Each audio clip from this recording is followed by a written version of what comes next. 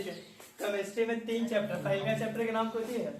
पहला रासायनिक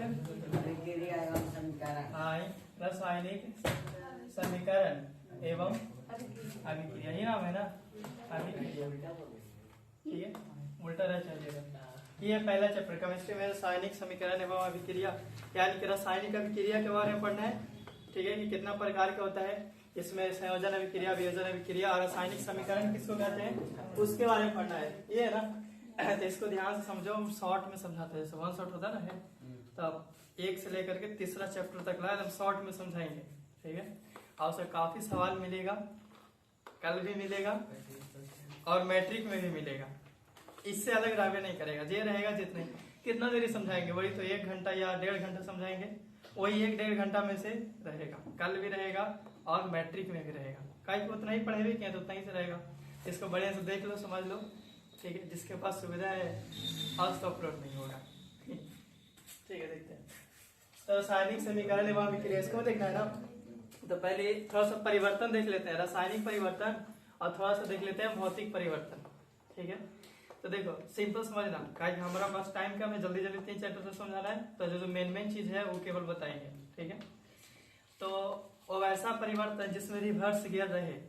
ठीक है, बताओ 4 व्हीलर, बोलेरो में, स्कॉर्पियो में, इसमें रिवर्स गियर रहता है कि नहीं? पीछे चलता है कि नहीं चलता है? चलता है ना। बताओ क्या बाइक में रिवर्स गियर रहता है? उसको अगर पीछे करना है तो पैर से ढकेल के करना पड़ेगा। साइकिल में साइकिल में साइकिल में रहता है नहीं ना, रहता है। ठीक है, तो जिसमें रिवर्स गियर ना हो वो कौन सा परिवर्तन हो जाएगा? रासायनिक। और जिसमें हो उस कौन सा? जैसे एग्जाम्पल समझो, हम जल से बर्फ बना दिए, जल से क्या बना दिए? बर्फ। ठीक है, अब इसमें सोच के बताओ रिवर्स गियर है कि नहीं? क्या बर्फ से जल बन जाएगा? बन जाएगा। तो कैसा परिवर्तन है ये? कैसा है? भौतिक। समझ में आया बात? ठीक है, और हम बोलते हैं जल था, जल से बादल बन गया। बताओ जल से क्या बन गया? बादल। क्या बादल से जल बन जाएगा? रिवर्स गियर है। कैसा परिवर्तन? भौतिक परिवर्तन। ठीक है, दूध था, क्या था? दूध। दूध से दही बन गया। क्या बताओ दही से दूध बनेगा? दही से दूध बनेगा? रिवर्स गियर है? नहीं। कैसा परिवर्तन? रासायनिक परिवर्तन। ठीक है, कोयला नहीं है, कुछ नहीं है। कोयला को जला दिए तो कुछ बन जाएगा? पानी ना बनेगा। क्या पानी से फिर से कोयला बन जाएगा? कैसा परिवर्तन? रासायनिक परिवर्तन। ठीक है, लोहा था, कुछ था? लोहा में जंग लग गया, लोहा खराब हो गया, क्या फिर से लोहा बन जाएगा? नहीं। कैसा परिवर्तन? ठीक है, तो लोहे में जंग लगना, बताओ कैसा परिवर्तन है? दूध से दही बनना, भोजन का पचना, रासायनिक परिवर्तन। कोयला का जलना या फिर कोई भी चीज जले, कौन सा परिवर्तन है? तो हमको लगता है आप डाउट नहीं होगा, कोई रासायनिक या भौतिक परिवर्तन पूछे तो बता दीजिएगा। बता देगा? जैसे इसको ये ऐसा था, इसको हम ऐसा बना दिए, ऐसे कर दिए, बताइए कौन सा परिवर्तन होगा? भौतिक, रासायनिक? अब कौन सा होगा? इसको जला देंगे तब फिर से कागज बन जाएगा। ठीक है, आगे चलते हैं। देखो हम क्या किए थे, दूध लिए। ठीक है, और दूध में जोरन डाल दिए, कुछ बन जाएगा? कुछ समय बाद क्या बन जाएगा? कौन सा अभिक्रिया हुआ इसमें? रासायनिक अभिक्रिया बन जाएगा? नहीं। ठीक है, तो देखो जब कोई पदार्थ अकेले या किसी और के साथ मिल करके, चाहे वो अकेले हो या किसी और के साथ मिल करके अपने से अलग गुण वाले, बताओ दूध कैसा था? मीठा कि खट्टा? मीठा। तो जो दही बनाओ कैसा हो जाएगा? खट्टा। ठीक है, तब देखो दूध मीठा था और दही कैसा हो गया? तो बताओ इसका गुण अलग है, इसका गुण अलग है कि नहीं है? तो जब कोई भी पदार्थ चाहे तो अकेले हो, ठीक है, या किसी और के साथ मिल करके अपने से अलग गुण वाले नए पदार्थ का निर्माण करता है। दूध कैसा था बताओ? मीठा। और जो दहिया बनाओ कैसा हो जाएगा? तो अपने से अलग गुण वाले पदार्थ का निर्माण किया। ठीक है, तो इस देखो जब कोई पदार्थ अकेले या किसी और के साथ मिल करके अपने से अलग गुण वाले पदार्थ का निर्माण करता है, ठीक है, तो ये जो अभिक्रिया हुआ इस अभिक्रिया को क्या बोलेंगे? रासायनिक अभिक्रिया। इसको हम क्या बोलेंगे? कि जब कोई भी पदार्थ अकेले या किसी और के साथ मिलकर के अपने से अलग गुण वाले पदार्थ का निर्माण करता है, ठीक है, तो जो प्रक्रिया हो इसे को हम क्या बोलेंगे? रासायनिक अभिक्रिया। ठीक है, अब देखो बताया यहाँ पे रासायनिक अभिक्रिया हुआ कि नहीं हुआ? हुआ। ठीक है, क्या पानी से बर्फ बनता है तो वहां पे भी रासायनिक अभिक्रिया होता है? नहीं। कहीं पे सही हुआ तो भौतिक हो गया। ठीक, अब देखो ये रासायनिक अभिक्रिया जो हुआ है इसमें कौन कौन भाग लिया है? कौन कौन भाग लिया? तो दूध और जोरन, ये दोनों ने भाग लिया है। ठीक है, तो जो भाग लेता है उसको अभिकारक बोलते हैं। क्या बोलेंगे? अभिकारक। तो रासायनिक अभिक्रिया में जो भाग लेगा उसको क्या बोलेंगे? बता, इसमें अभिकारक कौन है? और रासायनिक अभिक्रिया के बाद जो बनेगा कौन बना? दही। जो बनेगा उसको क्या बोलेंगे? इतना समझ में आया? ठीक है, एक और एग्जाम्पल लेते हैं। ये हाइड्रोजन है और ये ऑक्सीजन है, दोनों को मिला दिए तो ये बन गया H2 यानी कि जल बन गया। ये कौन सा अभिक्रिया? कौन सा अभिक्रिया? रासायनिक अभिक्रिया। ठीक है, रासायनिक अभिक्रिया में भाग कौन कौन लिया है? हाइड्रोजन और ऑक्सीजन। जो भाग लेता है उसको हम क्या बोलते हैं? अभिकारक। और जो बनता है उसको क्या बोलते हैं? प्रतिफल। जैसे कोई दिक्कत है तकला? तो हम आगे चलते हैं। अब देखो रासायनिक अभिक्रिया की जगह पे जैसे एक हम रासायनिक अभिक्रिया लिखते हैं, ध्यान से समझते जाओ, इसी से आएगा मैट्रिक में पक्का सवाल आएगा बहुत सारा इससे। ठीक है, तो ध्यान से देख लो, बड़ी तो 1 घंटा लगेगा, 1 घंटा में सब समझ जाएगा। जैसे हम लेते हैं हाइड्रोजन, क्या लेते हैं? जैसे समझा रहे हैं उस हिसाब नहीं समझा पाएगा। ठीक है, और एक और लेते हैं, ये 3 साल की मेहनत, ऐसे कहो तो मैट्रिक से आया जब से है, कम से कम 3-4 साल तो पक्का है। हम एक और लेते हैं ऑक्सीजन, क्या लेते हैं? ऑक्सीजन। दोनों को मिला दें तो हाइड्रोजन ऑक्सीजन मिला देंगे, क्या बन जाएगा? जल बन गया। देखो जब कोई भी रासायनिक अभिक्रिया हो, इस अभिक्रिया में उसके सूत्र का उपयोग करते हैं। हाइड्रोजन का H2, ऑक्सीजन का O2 और जल का H2। ठीक है, तो जब किसी भी रासायनिक अभिक्रिया में उसके सूत्र का उपयोग करते हैं, सूत्र का उपयोग किए तो ये तो रासायनिक अभिक्रिया हो गया। जब इसके सूत्र का उपयोग किए हैं तो इसको हम बोलेंगे रासायनिक समीकरण। इसको क्या बोलेंगे? रासायनिक समीकरण। ठीक है, तो ध्यान से, जब किसी भी रासायनिक अभिक्रिया में उसके सूत्रों का उपयोग किया जाए तो उसी को हम क्या बोलेंगे? सिंपल है। ठीक है, अब देखो इधर अगर थोड़ा सा गिन के देखो, इधर हाइड्रोजन के गो है, ऑक्सीजन के गो है, हाइड्रोजन के गो है, ऑक्सीजन के गो है, एगो। ठीक है, अब देखो यहाँ पे क्या कहता है कि जब भी कोई रासायनिक अभिक्रिया होगा, यानी दूध से दही बना, कोयला जला, कुछ भी, ठीक है, तो जितना भी ऊर्जा उससे निकलता है या फिर जितना भी चेंज होता है, ठीक है, चाहे ऊर्जा उससे निकले चाहे उष्मा निकले, उस सबको अगर मिलाया जाए तो रासायनिक अभिक्रिया के बाद उसका द्रव्यमान ना तो घटता है ना तो बढ़ता है। जैसे कि नॉर्मल में समझना कि अगर 1 किलो दूध जमाए है तो दही भी कितना बनेगा? 1 kg बनेगा। ठीक है, मतलब 1 किलो दूध तो दही भी कितना? 1 क्या रासायनिक अभिक्रिया के दौरान द्रव्यमान घटता है, मतलब उसका वजन घटता है? नहीं। क्या द्रव्यमान बढ़ता है? नहीं। तो रासायनिक अभिक्रिया के दौरान ना तो द्रव्यमान बढ़ता है ना तो घटता है, जितना इधर रहेगा उतना ही इधर रहेगा। ठीक है, लेकिन देखो यहाँ पे हाइड्रोजन, मान लो कि केजी में हम यूनिट ले लेते हैं, यहाँ पे हाइड्रोजन कितना इकाई है? 2 गो। ऑक्सीजन कितना है? 2 गो। और हाइड्रोजन 2, ऑक्सीजन। तब देखो जब ये रासायनिक अभिक्रिया हुआ तो यहाँ पे ऑक्सीजन 2 था, यहाँ पे कितना हो गया? 1 हो गया। तो बता द्रव्यमान कमा है कि बढ़ा है? ऑक्सीजन का कम गया है ना। लेकिन क्या किसी भी रासायनिक अभिक्रिया के दौरान द्रव्यमान घटता है या बढ़ता है? नहीं ना।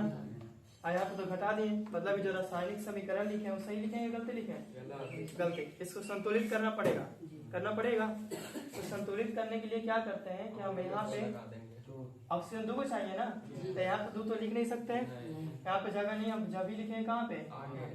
तो ऑक्सीजन तो 2 गो हो गया, लेकिन हाइड्रोजन के हो गया, इधर के गो है, तो गड़बड़ हो जाएगा, तो इधर भी 2 लगा दो। अब बताओ हाइड्रोजन के गो है? ऑक्सीजन, हाइड्रोजन, ऑक्सीजन, दोनों तरफ बराबर हो गया। अब रासायनिक समीकरण क्या हो गया? संतुलित। ठीक है, तो सवाल सुनो, रासायनिक समीकरण को संतुलित करना क्यों आवश्यक है?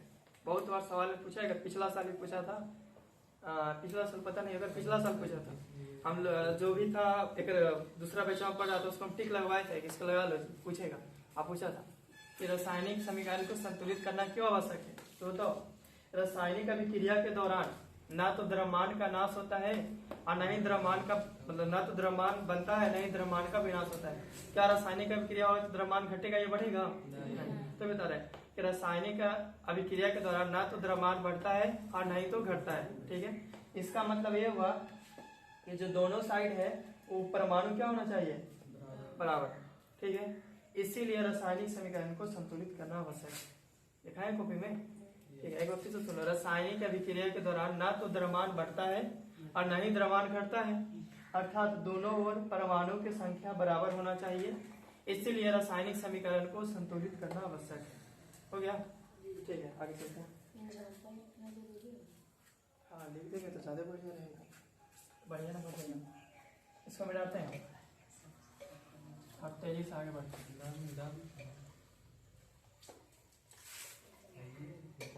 देखिए, अभी जो रासायनिक समीकरण जो हम बताएं कि अभिकारक एवं प्रतिफल के जगह पर अगर सूत्र का उपयोग करेंगे तो उसी को रासायनिक समीकरण कहते हैं। अभी देख लेते हैं कि रासायनिक समीकरण है वो कितना प्रकार के होता है। कि तो एक तो संतुलित होगा, एक तो क्या होगा? आसन्न। इसके दोनों साइड परमाणु बराबर रहेगा, उसको क्या बोलेंगे? संतुलित रासायनिक समीकरण। और जिसका दोनों साइड बराबर नहीं रहेगा उसको क्या बोलेंगे? आसन्न। जैसे हम लिखते हैं C प्लस नहीं C प्लस O2 नहीं ये लिख देते हैं H2 प्लस O2 H2। बताइए क्या संतुलित है? क्या संतुलित है? कैसा रासायनिक समीकरण है? अब इसको ऐसे कर दिया, अभी कैसा हो गया? संतुलित करना क्यों आवश्यक है? पता चल गया?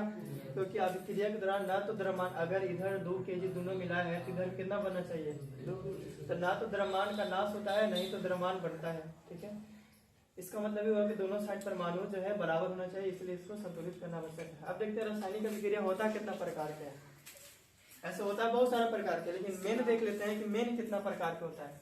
तो ध्यान से देखते जाओ। लिखते हैं पहला, सबसे बारे में बताएंगे संयोजन अभिक्रिया। ठीक है, या इसी को दूसरा नाम है संश्लेषण। संश्लेषण अभिक्रिया दूसरा नाम है इसका। ठीक है, दूसरा क्या होता है? वियोजन अभिक्रिया, या इसी का दूसरा नाम क्या है? अपघटन। ठीक है, अपघटन बोलो या विघटन बोलो, अपघटन अभिक्रिया इसका दूसरा नाम है। ठीक है, और तीसरा क्या होता है? विस्थापन अभिक्रिया, या फिर इसी को क्या बोलो? एकल विस्थापन अभिक्रिया। ठीक है, और चौथा क्या है? द्वि विस्थापन अभिक्रिया। ठीक है, पांचवा नंबर क्या है? अपक्षेपण अपक्षेपण अभिक्रिया। और बताओ? उष्माशोषी। ठीक है, उष्माशोषी अभिक्रिया। और बताओ? उष्माक्षेपी अभिक्रिया। उष्माक्षेपी अभिक्रिया। हो गया? तो यहाँ पे हम रासायनिक अभिक्रिया के प्रकार देखते हैं कि टोटल कितना प्रकार का होता है। ये देख रहे हैं टोटल कितना प्रकार का होता है?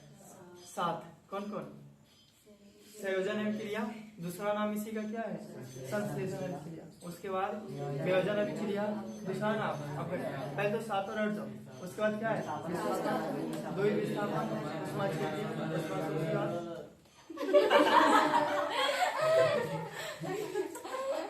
अपक्षेपण, उष्माशोषी और उष्माक्षेपी। उष्माशोषी और उष्माक्षेपी, ये है ना? ये 7 प्रकार के हैं। फिर से देख लो, संयोजन अभिक्रिया, वियोजन अभिक्रिया, ठीक है, विस्थापन अभिक्रिया, द्वि विस्थापन अभिक्रिया, अपक्षेपण अभिक्रिया, उष्माशोषी अभिक्रिया, उष्माक्षेपी अभिक्रिया। 7 प्रकार के हैं। ठीक है, संयोजन का ही दूसरा नाम क्या है? संश्लेषण। वियोजन का ही दूसरा नाम क्या है? अपघटन। ठीक है, 7 प्रकार हो गया। अब देखो, इस 7 प्रकार को याद करना सिखाते हैं। तो जब कोई भी रासायनिक अभिक्रिया होगा तो उसमें क्या हो सकता है? तो ध्यान से समझना, क्या हो सकता है? या तो हो सकता है कि कई सारा अभिकारक हो, जैसे दही था, जोरन था, एक से अधिक अभिकारक था, और दही और जोरन मिलके क्या बन गया? दूध और जोरन मिलके क्या बन गया? दही। यानी दूध था, दूध मिलके क्या बन गया? एक। और लेते हैं, हाइड्रोजन था, ऑक्सीजन था, दोनों मिलके कोची बन गया? जैसे एग्जाम्पल में हम लिखते हैं कि क्या था? दूध था और इसमें क्या मिला दिए? जोरन। ये क्या बन गया? दही। एक और लिखते हैं कि हाइड्रोजन था और क्या था? ऑक्सीजन। दोनों को मिला दिए क्या बन गया? जल बन गया। ठीक है, तो यहाँ पे क्या हुआ कि दो गो मिला अकेले बन गया एगो। ताकि क्रिया में क्या हो सकता है, या तो दो गो मिल करके एगो बन जाएगा, ठीक है, या फिर एगो टूट करके केगो बन जाएगा, दो गो बन जाएगा। पहले पूरा सुन लो, या तो दो गो या तीन गो जुट करके एगो हो जाए, ठीक है, या फिर एगो टूट करके दो तीन गो में बिखर जाए, ठीक है। या तो क्या हो सकता है, पहले दोनों देखिए। तो देखो दूध था, जोरन था, क्या बन गया, दही। दो गो मिल के एगो बन गया, हाइड्रोजन था, ऑक्सीजन था, क्या बन गया, तो वैसा रासायनिक अभिक्रिया जिसमें दो अभिकारक, इस साइड वाले को अभिकारक बोलते हैं, दो या दो से अधिक भी हो सकता है, दो या दो से अधिक अभिकारक एक प्रतिफल का निर्माण करता है, तो उसी को हम क्या बोलते हैं, यानी सिंपल समझे कि मिल जाना। संयोजन मतलब क्या हो जाएगा, मिल जाएगा। तो जिसमें मिल जाएगा उसको कौन सा बोलेंगे, संयोजन। परिभाषा कि जिसमें दो या दो से अधिक अभिकारक मिल करके प्रतिफल का निर्माण करता है, उसी को क्या बोलते हैं हम, संयोजन अभिक्रिया, ठीक है। वियोजन में जस्ट उल्टा हो जाएगा, क्या हो जाएगा, एगो रहेगा, और जैसे कि हम लेते हैं CaO,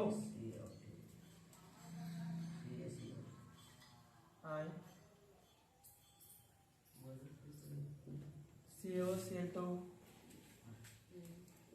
इसको गर्म करेंगे, कैल्शियम कार्बोनेट था, CaCO3, क्या निकला, CaO प्लस में CO2, ये निकला था। इसको क्या किए थे, गर्म किए थे, ठीक है। तो देखो जो कैल्शियम कार्बोनेट था, ठीक है, जिसको संगमरमर बोलते हैं या फिर चौक बोलते हैं, लिखे वाला चौक, ठीक है। तो एक कैल्शियम कार्बोनेट क्यों बट गया, एक CaO में बट गया, एक और किस में बट गया, CO2 में। तो एगो से दो बन गया कि नहीं बन गया, तो एक ऐसा भी क्रिया वियोजन, या इसी को क्या बोलेंगे आपका।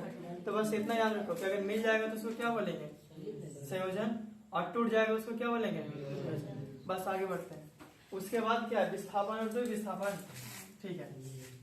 तो देखो विस्थापन में क्या होगा, कि कोई एक अकेला छूट जाएगा, ठीक है।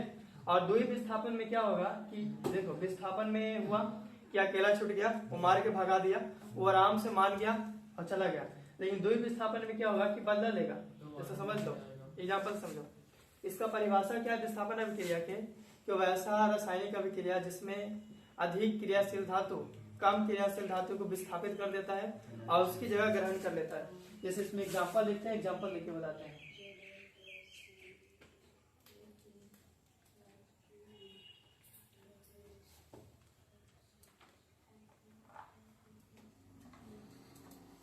एग्जाम्पल है, कुछ बोलो, ZN प्लस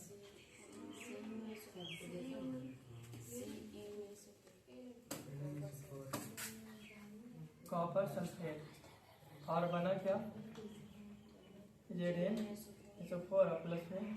अब इसकी किताब भी कोई है नहीं। तो देखो ये जिंक था, क्या समझो, एकल या फिर विस्थापन अभिक्रिया, फिर एकल विस्थापन अभिक्रिया, हम इसको बता रहे हैं, ठीक है। ZN था, क्या था, जिंक, CuSO4, ये क्या है, कैल्शियम का थी, कॉपर सल्फेट। अब देखो ध्यान से, कॉपर सल्फेट मस्त था, कौन था, कॉपर सल्फेट। यहाँ पे दो को मिला है, एक तो कॉपर है, एक क्या है, सल्फेट। दो के दोस्ती यहाँ पे, एक क्या है, कॉपर, एक क्या है, सल्फेट। यहाँ पे दोनों साथ में रह रहा है, कॉपर और सल्फेट, ठीक है। लेकिन ये दोनों को किसी का नजर लग गया, किसका नजर लग गया, किसका नजर लगा, जिंक। ये कॉपर सल्फेट मस्त चल रहा था, लेकिन ये दोनों को जिंक का नजर लग गया, ठीक है। जिंक आता है, जी देखो यहाँ पे, जिंक आता है और सल्फेट को लेकर के उड़ जाता है। जिंक आया और सल्फेट को लेकर क्या उड़ गया, जिंक आया और सल्फेट को लेकर के उड़ गया। अब बताओ अकेला बेचारा कौन रह गया, कॉपर अकेला लग गया। तो इसी अभिक्रिया को हम क्या बोलेंगे, विस्थापन अभिक्रिया। देखो कॉपर सल्फेट दोनों साथ में था, ठीक है, किसी का नजर लग जाता है, जिंक आता है, जैसे जिंक आता है तो ये जो सल्फेट है इसको लेकर के भाग जाता है और कॉपर जो है क्या बच जाता है, अकेला, ठीक है। तो जब देखो ये तो हो गया समझने के लिए परिभाषा। देखो अधिक क्रियाशील धातु, अधिक, जिंक क्या है, अधिक क्रियाशील धातु, और कॉपर क्या है, कम क्रियाशील धातु। तो जो ताकतवर इंसान है, जो अधिक क्रियाशील है, जो अधिक ताकतवर है, वो क्या किया कि कॉपर को मार के भगा दिया, और जहाँ पे कॉपर था वहां पर खुद आके बैठ गया कि नहीं बैठ गया। तो इसी को हम क्या बोलते हैं, विस्थापन अभिक्रिया। सिंपल कि अधिक क्रियाशील धातु कम क्रियाशील धातु को हटा करके और उसकी जगह पे आकर के बैठ जाएगा। ठीक है, समझने के लिए समझ जाओ कि जब किसी को नजर लग जाएगा तो कौन सा अभिक्रिया होगा, विस्थापन अभिक्रिया। अब मतलब कॉपर में इतना हिम्मत है कि वो फिर से आएगा नहीं, वो बेचारा अकेला चुपचाप चला गया। ठीक है, लेकिन यहाँ पे बदला लिया जाएगा। ठीक है, ये जाएगा घरे, आराम से जिम ज्वाइन करेगा, 4 डिब्बा बॉर्नवीटा पिएगा, 2 डिब्बा कम्प्लान पिएगा। ठीक है, और रोज आधा केजी दूध पिएगा और बोलेगा बदला लिया जाएगा, हम लौट के फिर आएंगे। ठीक है, लौट के फिर कब आएगा, लौट के फिर कब आएगा, द्वि विस्थापन अभिक्रिया। तो देखो द्वि विस्थापन अभिक्रिया में क्या है, अब देखिए ये दोनों में से ऑब्जेक्टिव में एक होने को पक्का रहेगा, बोर्ड के एग्जाम में एक होने को पक्का रहेगा एकदम कंफर्म में। द्वि विस्थापन अभिक्रिया का पहले एग्जांपल देख लेते हैं। मतलब एग्जांपल कुछ ही है, ZnSO4 ये है तो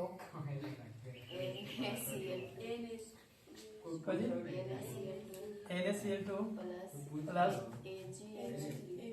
क्या AgNO3। ठीक है, अब देखो यहाँ पे ध्यान से, विस्थापन अभिक्रिया में क्या था कि 2 को साथ में रह रहा था, किसी का नजर लगता है। ठीक है, जो कम क्रियाशील है 2 को साथ में रह रहा था, किसी का नजर लगता है, वो आता है उसको भगा के लेके चल जाता है। अब बेचारा जो साथ में था वो क्या छूट गया, अकेला। लेकिन देखो द्वि विस्थापन अभिक्रिया में क्या होता है, ये जो AgNO3 है, AgNO3 सिल्वर नाइट्रेट और जो NaCl2 है, ठीक है, सोडियम क्लोराइड, ये दोनों साथ में, देखो साथ में कौन कौन है, NaCl2, इधर साथ में कौन कौन है, AgNO3। कोई दिक्कत है अगला। अब यहाँ पे क्या होता है, देखो ये दोनों साथ में रह रहा था, ये दोनों भी साथ में रह रहा है। अब यहाँ पे जो सोडियम है, ये सोडियम, यहाँ पे जो सोडियम है वो काफी चौन का मतलब होता है इधर से उधर कर रहा था। ठीक है, तो सोडियम ताकता है इधर, कहाँ ताकता है, एकर एरिया में। ये जो सोडियम है एकर एरिया में ताकता है, और जो सोडियम है जो NaNO3 है इसको लेकर के उड़ जाता है। सोडियम किसको लेकर उड़ गया, NaNO3। ध्यान से देखो यहाँ पे, इधर आपस में ठीक था, इधर ठीक था। बताओ ये जो है इसका नजर किसको लग गया, कौन नजर लगा दिया दोनों को, सोडियम लगा दिया। ये जो साथ में था सिल्वर नाइट्रेट, सोडियम का नजर लगा, और जो सोडियम आया और जो नाइट्रेट है इसको लेकर के क्या किया, उड़ गया, लेकर के उड़ गया।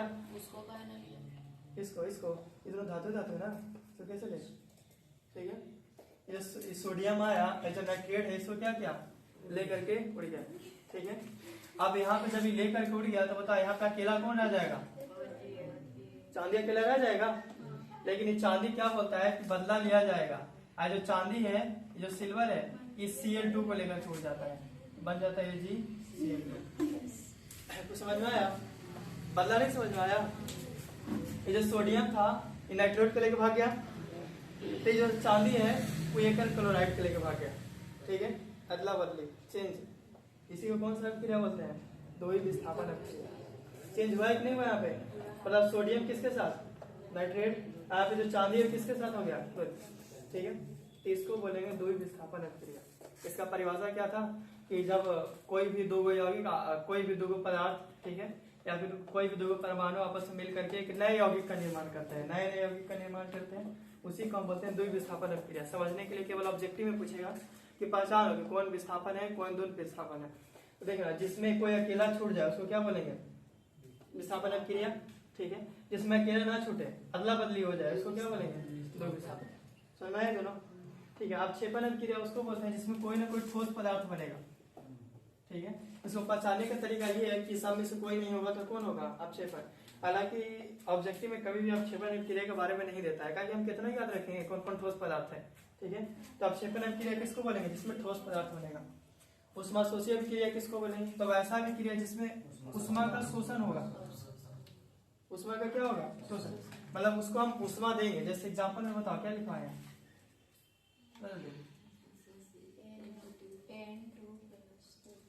N2 प्लस O2 प्लस में उष्मा क्या बन जाता है,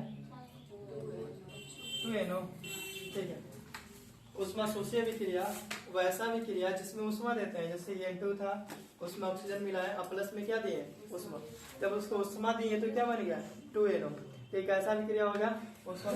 तो बस इतना समझ लो ऑब्जेक्टिव में पहचानने के लिए कि जिसमें उष्मा मिले वो कौन सा विक्रिया हो जाएगा उष्मा। उष्मा छेपी में क्या होगा, उसमें उष्मा निकलेगा, जैसे CaO है, कल ही चुना है, इसको हम जल में डालते हैं तो बन जाता है CaOH का हॉट हुआ, प्लस में क्या निकलता है उष्मा, यानी बुझा हुआ चूना बन जाएगा। ठीक है, तो लिखा हुआ रहेगा कि प्लस में उष्मा। ये दोनों पहचानने का सबसे बढ़िया तरीका, अगर कोई भी रासायनिक अभिक्रिया में देखो कि प्लस में उष्मा लिखा हुआ है, ठीक है, या ऐसे दिया हुआ है ऐसा, इसका मतलब कि उष्मा होता है, तो समझ जाना कि कौन सा विक्रिया है उष्मा शोषी। ठीक है, आज इस अभिक्रिया प्लस में उष्मा लिखा है तो उष्मा निकला है, वो कौन सा हो जाएगा उष्मा छेपी। साथ समझ में आया। एक बार इसका सार देख लो, समरी, जिसमें मिलेगा उसको क्या बोलेंगे, जिसमें बढ़ जाएगा उसको क्या बोलेंगे। ठीक है, जिसमें कोई अकेला छूट जाएगा, जिसमें अदला बदली हो जाएगा, जिसमें ठोस पदार्थ बनेगा अपक्षेपण। ठीक है, जिसमें उष्मा का शोषण होगा उष्मा शोषण, जिसमें उष्मा निकलेगा उष्मा छेपी। समझ गए। फिर से, जिसमें दो अभिकारक आपस में मिल जाएंगे उसको क्या बोलेंगे संयोजन अभिक्रिया। जिसमें अभिकारक बढ़ जाएगा उसको क्या बोलेंगे वियोजन अभिक्रिया। जिसमें कोई अकेला छूट जाएगा क्या बोलेंगे विस्थापन अभिक्रिया। जिसमें अदल बदल हो जाएगा उसको क्या बोलेंगे। जिसमें ठोस पदार्थ बनेगा उसको अपक्षेपण अभिक्रिया। ठीक है, जिसमें उष्मा का शोषण होगा उसको उष्मा, जिसमें उष्मा निकलेगा उसको उष्मा छेपी। सातों समझ गए। ठीक है, बढ़िया बात है। कुछ और अन्य भी रासायनिक अभिक्रिया है, कुछ और देख लेते हैं। हमको केवल शॉर्ट में समझना है, तो विस्तार में नहीं समझना, काय को वन सब शॉर्ट में देखें। तो कुछ और रासायनिक अभिक्रिया है, जैसे इसको मैं डालता हूँ उसके बाद बताता है। कुछ अन्य रासायनिक अभिक्रिया है, टाइम कितना हो गया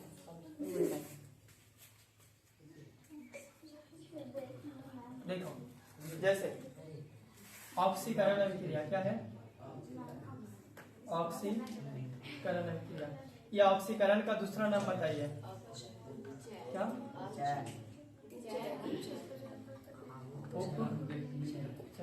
दूसरा क्या है अवकरण अभिक्रिया। अवकरण का दूसरा नाम बताइए आपको। ठीक है, देखो कुछ अन्य रासायनिक क्रिया में देख लेते हैं, जैसे ऑक्सीकरण हो गया, अवकरण हो गया, एक देख लेते हैं क्या रेडॉक्स। कौन सा अभिक्रिया रेडॉक्स अभिक्रिया। ठीक है, एक और देख लेते हैं कौन सा उदासीनीकरण अभिक्रिया।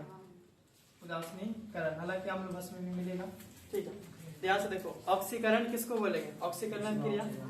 तो वैसा रासायनिक अभिक्रिया जिसमें ऑक्सीजन जुड़ता है, ऑक्सीजन क्या होगा जुटेगा, या फिर हाइड्रोजन क्या होगा अलग, उसी को हम क्या बोलेंगे ऑक्सीकरण।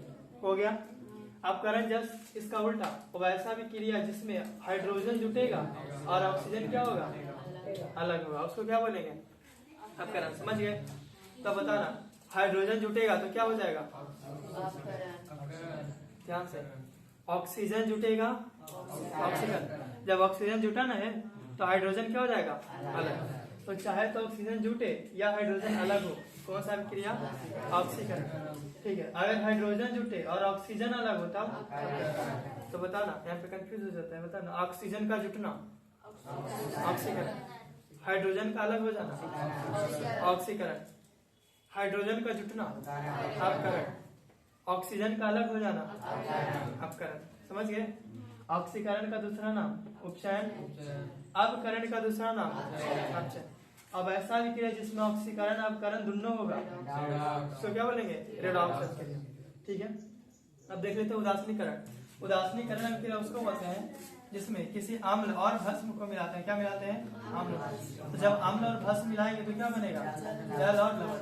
तो ऐसा भी क्रिया जिसमें अम्ल और भस्म मिल करके जल और लवण का निर्माण करता है, उस अभिक्रिया को हम क्या बोलते हैं उदासीनीकरण अभिक्रिया। ठीक है, अगला याद रहेगा। एक और है प्रकाश संश्लेषण अभिक्रिया, तो जिसमें सूर्य के प्रकाश की आवश्यकता हो उसी को क्या बोलेंगे प्रकाश संश्लेषण अभिक्रिया। ठीक है, आगे बढ़ते हैं, आगे चलते हैं। तो इसके आगे समझना है थोड़ा सा विकृत गंधिता के बारे में। किसके बारे में विकृत गंधिता की। विकृत गंधिता किसको बोलते हैं, हमारी रीडिंग है विकृत गंधिता। तो देखिए, गए थे शादी में, ठीक है, वहाँ बना था पूरी सब्जी। क्या बना था? छेना भी था, छेना भी था।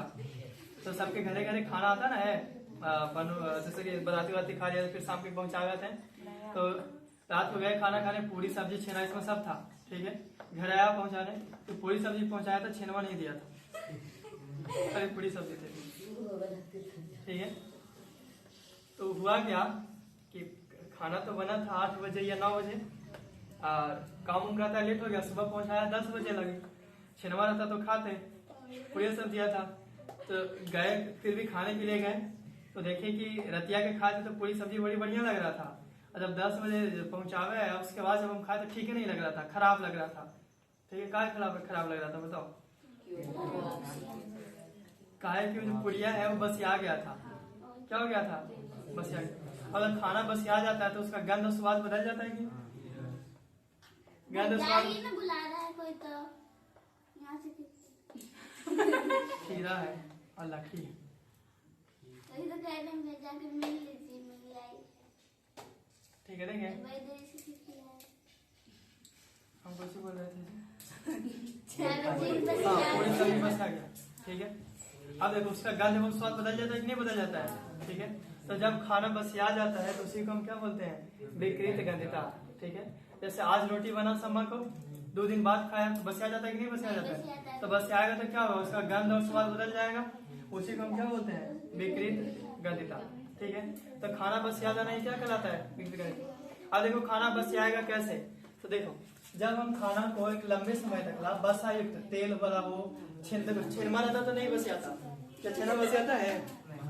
नहीं बसियाता, जल्दी नहीं बसियाता है, काहे कि उसमें तेल और स्पंज रहेगा और ज्यादा दिन तक टिकेगा अगर ठंडा हाथी में रखे तो, ठीक है। तो जिसमें तेल या बसा हो, जो प्योर स्पंज रहता है उसमें तेल नहीं रहता है, ज्यादा ऐसे बसा रहता है। तो देखो तेल एवं बसा, जैसे सब्जी बना, पूरी छनाए तेल में, तो तेल एवं बसा युक्त जो भोज्य पदार्थ है, खाने वाला जो पदार्थ है, उसको जब हम लंबे समय तक छोड़ देते हैं ऑक्सीजन की उपस्थिति में, किसकी उपस्थिति में? ऑक्सीजन, यानी खुले ऐसे हवा की उपस्थिति में, ठीक है। तो वह ऑक्सीजन से ऑक्सीकृत हो जाता है। क्या हो जाता है? ऑक्सीकृत, और उसका गंध और स्वाद बदल जाता है, गंध बदल जाएगा, स्वाद बदल जाएगा, और खाना क्या हो जाएगा? बचा जाएगा। तो इसी को हम क्या बोलते हैं? विकृत गंधिता। सुनो, जब बसा या तेल युक्त भोज्य पदार्थ को लंबे समय तक छोड़ा जाता है, ठीक है, तो वह ऑक्सीजन की उपस्थिति में ऑक्सीकृत होकर के उसका गंध और स्वाद बदल जाता है, उसी को हम क्या बोलते हैं? विकृत गंधिता। शॉर्ट में खाना को बसिया जाना ही क्या कहलाता है? विकृत गंधिता, ठीक है। कोई दिक्कत है ना इसी को? ठीक है। आप बताओ खाना बसियाए से कैसे कैसे बचाएंगे? उपाय क्या कर सकते हैं? फ्रिज में रखा है, खाने को फ्रिज में रख दो। रोटियां बना था, सब्जियां बना था, उसको फ्रिज में रख दो, ठीक है। ऐसे पुड़िया बना था, हो जाएगा, बाहर रखेंगे फिर नॉर्मल हो जाएगा, बस यहाँ का नहीं, गंध स्वाद नहीं बदलेगा, ठीक है। तो फ्रिज में रख कर और कैसे बचा सकते हैं बताओ? एंटीऑक्सीडेंट मिलाकर। क्या मिलाकर? एंटीऑक्सीडेंट मिला करके, ठीक है। एंटीऑक्सीडेंट उसको बोलते हैं जो ऑक्सीजन को भगा देगा, ठीक है। तो एंटीऑक्सीडेंट मिला करके बचा सकते हैं। और कैसे बचा सकते हैं? और बताओ। जो खाना वाला पैक है जिसमें खाना रखते हैं, ठीक है, खाना वाला पैक में कौन सा गैस? कौन सा गैस? नाइट्रोजन गैस मिला करके। जो भी खाना वाला, जैसे कि इसमें हम खाना रखते हैं, चावल या फिर कुछ भी, ठीक है, उस पैक में हम नाइट्रोजन गैस भर देते हैं, भर दिए तो क्या वो खाना बसियाएगा? एक बहुत लंबा समय तक लटक जाएगा, महीनों तक लटक जाएगा, ठीक है। घर में जब खा रहे थे दाल भात, तो दाल भात खा रहे थे तो बोले कि अथी भी छान दो, मछली, सावन है फिर भी मछली। तो कौन ऐसा मछली है जो शाकाहारी है? इसको ब्राह्मण लोग भी खा सकता है, छाने वाला मछली, चिप्स वाला। तो बोले मछली छाना लेंगे, मछली छना गया, दाल भात खा लिए, ठीक है, और थोड़ा सा रख दिए, मछली थोड़ा सा रख दिए, चिप्स वाला मछली था, मछली नहीं खाते हैं, चिप्स वाला मछली, ठीक है, तो उसको रख दिए, ठीक है।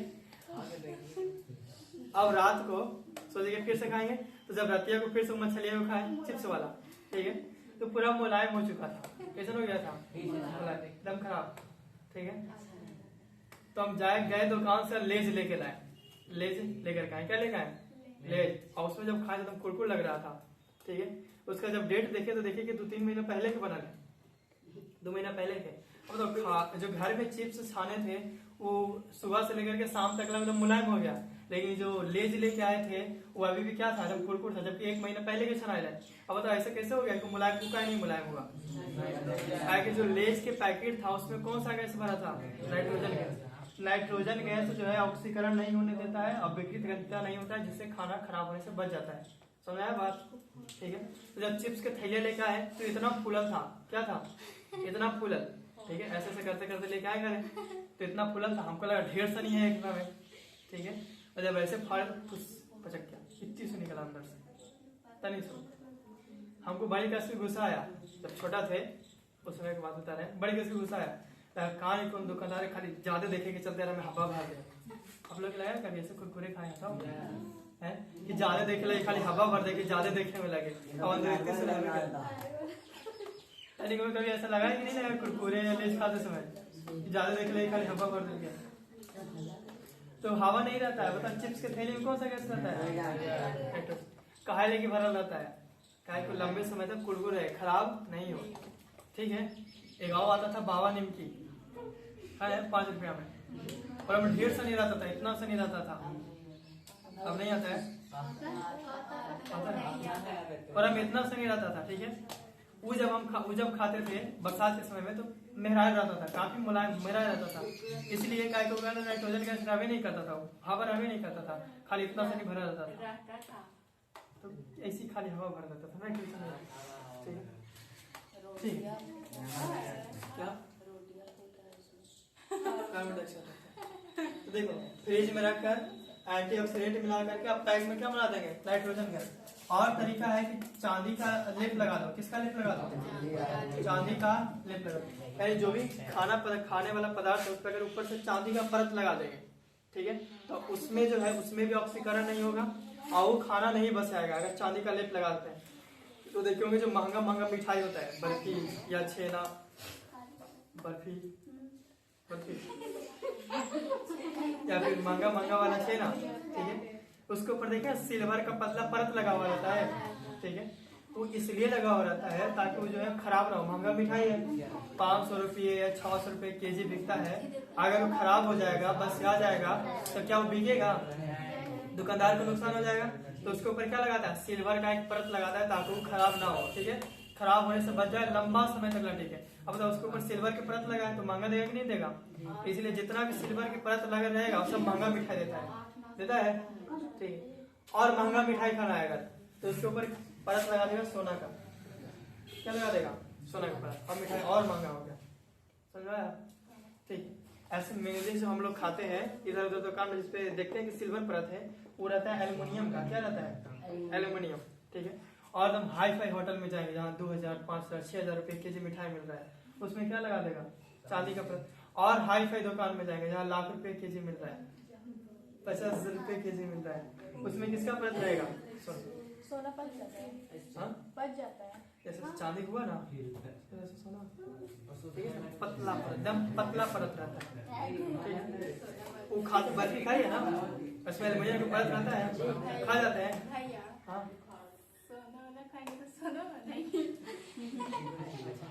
चांदी में परत खा जाते हैं, क्या बच जाता है? हम देखिए आगे चलते हैं। अगला टॉपिक है संचारण। एक टाइम का अगला क्या है? संचारण। संचारण किसको बोलते हैं? तो देखो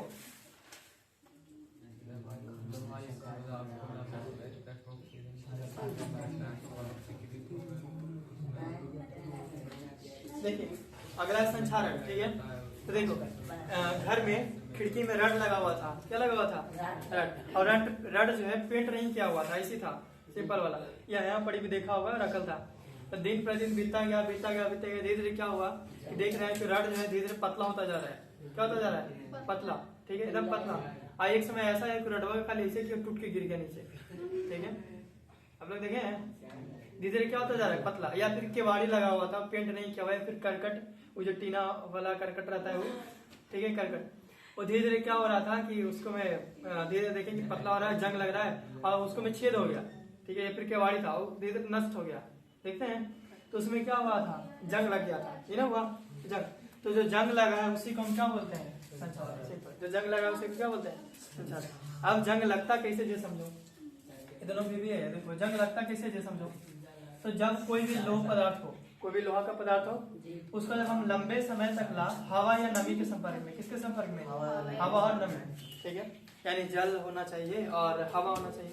हवा या नमी के संपर्क में जब हम लंबे समय तक ला छोड़ देते हैं, 2 महीना 3 महीना 1-1.5 महीना लंबे समय तक ला, ठीक, तो उसका जो परत दर परत है धीरे धीरे क्या होने लगता है? नष्ट। उसका परत पर धीरे धीरे क्या होने लगेगा? उखड़ने लगेगा, नष्ट होने लगेगा, ठीक है। इसी प्रक्रिया को हम क्या बोलते हैं? संचालन। तो देखो जब लोह पदार्थ को या फिर लोहा को लंबे समय तक छोड़ा जाता है तो उसका परत दर परत नष्ट होने लगता है। इसी प्रक्रिया को हम क्या बोलते हैं? संचालन। शॉर्ट में जो जंग लगता है उसी को हम क्या बोलते हैं? संचालन। अब बताओ क्या किया जाए कि उसमें हवा या नमी ना लगे, संचालन ना हो, ठीक है, जंग लगने से बच जाए? उपाय बताओ। तो उसका जो परत है, इधर से ना हवा या नमी लग रहा है, उसके ऊपर एक पतला सा लेप लगा देंगे, पेंट कर देंगे। क्या कर देंगे? पेंट। ना तो उसमें हवा या नमी लगेगा और ना तो उसमें जंग लगेगा, ठीक है। तो पेंट लगा कर संचालन रोक सकते हैं? रोक सकते हैं। तो केवाड़ी को पेंट करते हैं, जितना भी लोग सबको देखते हैं पेंट कर देता है, काहे लगे? ताकि उसमें जंग ना लगे। ये तो है ही है कि अच्छा दिखेगा, लेकिन साथ में भी है कि उसमें जंग नहीं लगेगा, ठीक है। तो पेंट लगा कर। और क्या कर सकते हैं? पहले बड़े बड़े बताओ। जस्तीकरण करके, क्या करके? जस्तीकरण। और क्या कर सकते हैं? मिश्र धातु में बदल करके, मिश्र धातु।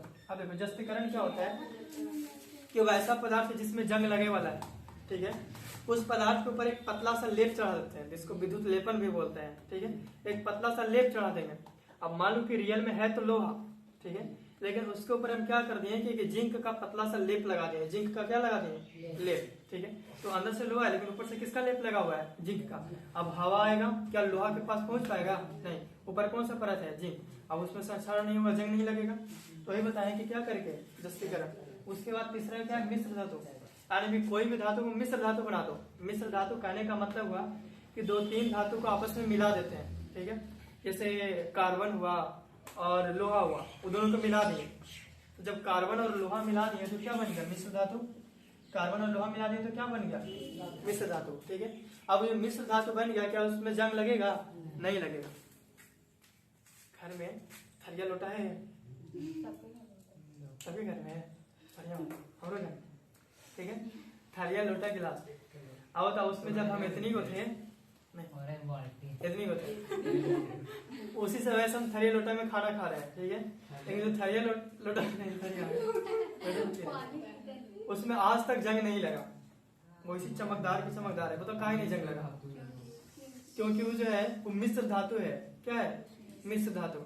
और जो थरिया है वो स्टील का बना हुआ है। क्या है? स्टील, ठीक है। स्टील क्या है? एक मिश्र धातु है। क्या स्टील में जंग लगता है? नहीं। स्टील को ही हम इस्पात बोलते हैं, ठीक है। वो स्टील बनाया कैसे? तो स्टील बनाया कॉपर और लोहा को मिला करके। क्या किया? कॉपर नहीं, कार्बन लिया और लोहा लिया, दोनों को मिला दिया। तो जब हम कार्बन और लोहा मिला दिए तो क्या बन गया? स्टील, मिश्र धातु बन गया। अब उसमें जंग नहीं लगेगा, ठीक है। जैसे आप एक और हम लेते हैं जिंक। जिंक के साइड लोहा, जिंक और कॉपर। हम क्या ले लिए? जिंक और कॉपर, और दोनों को मिला दिए। जिंक और कॉपर को मिला दिए, ठीक है। और जब जिंक और कॉपर को मिला है, इसको याद रखना कुछ मिला है, ठीक है। फिर मैं नहीं बता रहे हैं, आएगा सवाल में। जब हम जिंक और कॉपर को मिला है तो बन जाएगा, कुछ बनेगा, कुछ बनेगा, पीतल। क्या बन जाएगा? पीतल। पीतल देखे मंदिर में घंटी लगा हुआ रहता है, क्या पीतल में कभी जंग लगा है? नहीं लगा। वो जो 5 रुपया वाला सिक्का रहता है पीतल के, उसमें भी जंग नहीं लगता है, ठीक है। तो जब हम जिंक और कॉपर मिला देते तो क्या बन गया? पीतल। पीतल क्या है? एक मिश्र धातु है। क्या पीतल में जंग लगेगा? नहीं। अगर हालांकि मान लो एग्जाम में पूछ दिया कि मिश्र धातु हम क्यों बनाते हैं, तो पहला संक्षारण रोकने के लिए, ताकि उसमें जंग ना लगे, ठीक है। उसके कठोरता को बढ़ाने के लिए, यानी कि मिश्र धातु क्या हो जाएगा? अधिक कठोर, ठीक है। और सुंदर दिखने के लिए, मतलब पीतल देखने में अच्छा लगता है कि नहीं लगता है, और स्टील भी देखने में अच्छा लगता है, तो उसकी सुंदरता को बढ़ाने के लिए मिश्र धातु बनाते हैं, ठीक है। और एक ले लेते हैं, जैसे हम लेते हैं टीन और प्लस में कॉपर ले लेते हैं, ठीक है। जब हम टीन और कॉपर मिला देंगे तो क्या बनेगा? तो क्या बनेगा? कांसा बन जाएगा। कांसा। क्या कांसा में जंग लगता है? शादी भी आता देखते हैं, कांसा के थरिया, कांसा के लोटा, कांसा के गिलास मिलता है, ठीक है। जो महिला लोग रहती है शादी में खनियो रहे या ना रहे, दान होवे घड़ी जरूर रहे नहीं ना, खनियो रहे या ना रहे, दान होवे घड़ी जरूर। कौची कौची मिलने हैं कासा के थरिया हलाए घर जब जाएंगे तो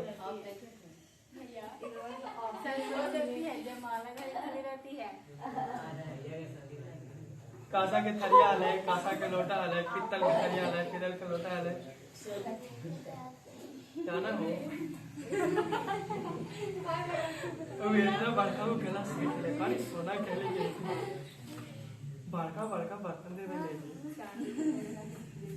ठीक है, कासा समझ में आया? तो मिश्र धातु हम काय बनाते हैं? कठोरता को बढ़ाने के लिए, सुंदरता को बढ़ाने के लिए, संसारण रोकने के लिए। अब हम आगे चलते हैं, इसको मिलाते हैं।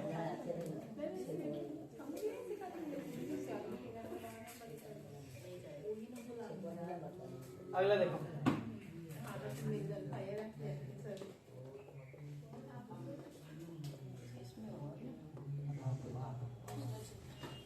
और बताइए।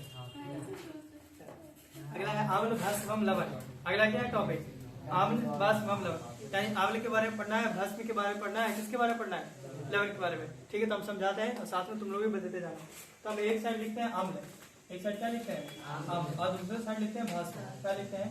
भस्म। तो ध्यान से दोनों को समझते जाएंगे शॉर्ट में। ठीक है, आम्ल उसको बोलते हैं वैसा